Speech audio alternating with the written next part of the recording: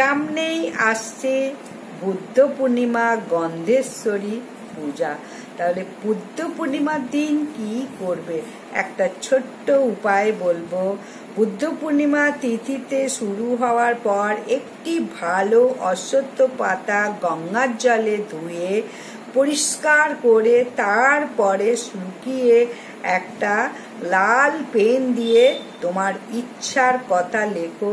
লিখে সন্ধেবেলা একটা অশ্বত্থ গাছের গোড়ায় রেখে দিয়ে এসো তোমার মনস্কামনার কথা বলে। দেখো মনস্কামনা পূর্ণ হবেই হবে এই বুদ্ধ পূর্ণিমার দিন।